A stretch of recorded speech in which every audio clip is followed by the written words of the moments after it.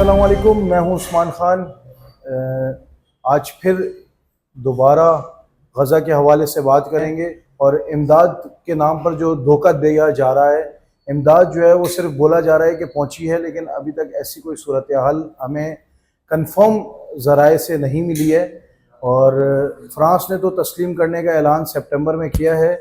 और बरतानिया की बात की जाए तो उन्होंने भी कल गैर मशरूत एक ऐलान किया है कि अगर गज़ा में इसराइल सीज़ फायर कर देता है तो फिर जो है वो बात को आगे बढ़ाया जाएगा, वरना हम फ़लस्तीनी रियासत को तस्लीम करेंगे।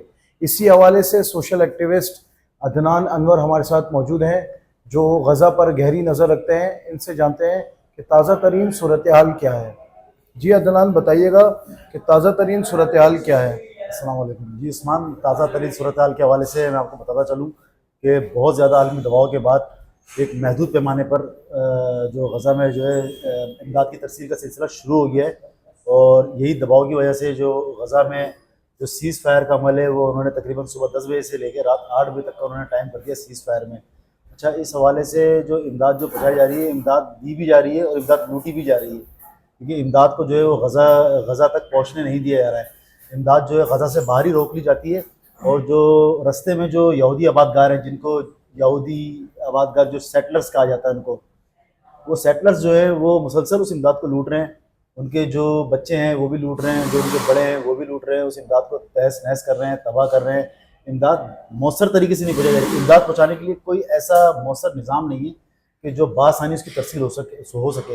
इमदाद पहुँचाना एक अलग बात है, इमदाद मिल जाना एक बड़ी बात है। तो अभी तक उनको इमदाद मिलने की जो उम्मीद है वो बहुत मौदूम है। और जिस तरह से इमदाद दी जा रही है, क्योंकि ज़मीनी रस्ते तो समझें कि आप ख़त्म हो चुके हैं, मुनक़ता हो चुके हैं। ज़मीनी रस्तों से तो ये आप ये समझ सकते हैं कि 20 लाख लोगों के लिए कोई मेरे ख्याल में 25 ट्रक अगर भेजे जाएँ तो ये तो एक जुल्म और ज़्यादती का बात है। जबकि 20 लाख लोगों के लिए कम से कम वहाँ पर रोज़ाना 100-200 ट्रक भेजे जाएँ तो वो ज़्यादा बेहतर है। अच्छा, इमदाद के साथ साथ एक मसला ये भी है कि वहाँ पर मुसलसल जो है लोगों के पास अस्पताल तो है नहीं है, इलाज के लिए भी कोई जगह नहीं है उनके पास। रोडों पर और सड़कों पर इलाज हो रहा है। पिछले मैंने आपको व्लॉग में आपको बताया था कि उन्होंने जो गधे जो ट्रांसपोर्ट का काम कर रहे थे, तो उन्होंने उन गधों को भी वेटनरी रेस्क्यू सिस्टम के नए ऑपरेशन के नाम पे गधों को भी वहाँ से उठा लिया। अब उनकी तरसीलात जो है, उनकी जो सफरी मामूलात हैं, अस्पताल जाना है आना है और ट्रांसपोर्टेशन है, वो भी बिल्कुल सिफर होकर रह गई है। अच्छा, फिर जहाँ से जो उन्होंने द गज़ा ह्यूमैनिटेरियन फाउंडेशन बनाई है जो प्रो अमेरिकन है, तो वहाँ पे तो मुसलसल आपको पता है कि वहाँ पे इमदाद कम और मौत ज़्यादा बांटी जाती है।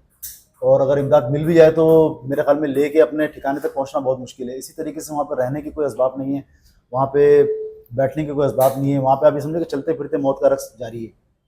अच्छा, फ्रांस और बरतानिया के हवाले से क्या कहेंगे, जो तस्लीम करने जा रहे हैं, गैर मशरूत ऐलान किया है इस हवाले से। देखिए, अभी मैं आपको बता दूँ कि 4 से 5 दिन पहले एक कश्ती हंदाला के नाम से जो है फ्लोटीला वहाँ से निकला था।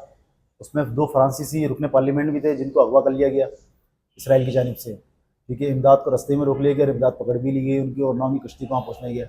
ताहम इसराइल की जानिब से जो इस वक्त मौजूदा सूरत हाल है, तो उसमें दुनिया में एक बड़ी, ख़ासतौर पर यूरोपीय ममालिक में बड़ी इसमें बेदारी की लहर पैदा हुई है। 39 कंट्रीज़ का एक अलाइंस बना है, जो कि उन्होंने एक ऑपरेशन सबात कह लें या समूद कह लें, तो उसके हवाले से उन्होंने एक कम यानी कि 39 कंट्रीज़ का जो एहतियात जो है वो कश्तियों के ज़रिए पहुँचेंगे, सब गज़ा की तरफ रवाना हो जाएंगे 2 से 4 दिन के अंदर। और बहुत बड़ी मेजर चेंज है ये गज़ा के हवाले से, क्योंकि उस वक्त आलमी दबाव इतना शदीद है कि इसराइल के अपने अंदर से आवाज़ आना शुरू हो गई है। आज की मैं आपको लेटेस्ट अपडेट दूँ कि आज की बिल्कुल अभी की कुछ देर पहले की, कि इसराइल के जो रुकने पार्लियामेंट है अब्राहम बर्क ने, जो साबका रुकने पार्लियामेंट भी रहे, और वो कैंसेट कहलाती है इनकी जो पार्लियामान है वो कैंसेट कहलाती है, तो कैंसेट में उन्होंने एहतजाज भी किया है और उन्होंने एक तहरीक भी पेश करी है कैंसेट के अंदर बाकायदा। उसमें जो जितने भी पुराने इसराइली जो वज़ीर थे और जो सियासतदान थे उन सबों के उन्होंने एक दस्तखी मुहिम शुरू कर दी है इस हवाले से कि वो नेतन्याहू हुकूमत और इसके इक़दाम को बुरी तरीके से जो है वो कंडेम करते हैं और उसको बिल्कुल भी नहीं मानते। और उन्होंने कहा है कि अब मेरी ये जो साबका जो वज़ीर हैं और रुकने पार्लियामेंट कैंसेट के अब्राहम बर्क ने कहा है कि अब मेरी हुब्बुल वतनी में और इंसानियत में फ़र्क आ गया है। यानी कि मैं इसराइली, यानी कि मैं यहूदियत इसराइली की बात नहीं करता, मैं बात करता हूँ फ़लस्तीन की, कि फ़लस्तीन के अंदर बच्चों को भूखा मारना जंगी जुराइम में शामिल है और वहाँ पे इस तरह के हमले करना जो है जंगी जुराइम में शामिल है, और इस पर सबसे पहले पाबंदी लगाई जाए, इस हुकूमत को ख़त्म कर दिया जाए। और वहाँ के जो लोग हैं, जो वहाँ के जो मजहबी लोग भी जो है, अब उनके भी इस तरह के बयान आना सामने शुरू हो गए कि वो कहते हैं कि जो यहूदी हैं वो फ़लस्तीनी के साथ मिलकर रह सकते हैं, और जो इस तरह की जो कार्रवाइयाँ कर रहे हैं सब ज़ायनिस्ट हैं, इनका यहूदियत से कोई ताल्लुक नहीं है। ताल्लुक नहीं है। अच्छा, इसी हवाले से जो है वो कराची गवर्नर हाउस में भी गवर्नर हाउस चौरंगी में एक एहतजाज किया गया। हर बंदा अपना हिस्सा डालता है गज़ा के हवाले से एहतजाज में, कोई चीज़ों का बाइकाट करके, कोई एहतजाज करके, तो कोई ना कोई इस सिलसिले में जो है वो एहतजाज करता रहता है। इसी हवाले से हम आपके सामने जो है वो पेश होते रहते हैं। जो लेटेस्ट रिपोर्ट हमारे पास आती है हम वो आपके साथ शेयर करते हैं। जो हिस्सा हम कोशिश करते हैं कि हमारा भी कुछ डल सके गज़ा के हवाले से बात करते हुए, तो इंशाल्लाह नेक्स्ट वीडियो के साथ फिर हम आपसे मिलेंगे। तब तक के लिए वस्सलाम।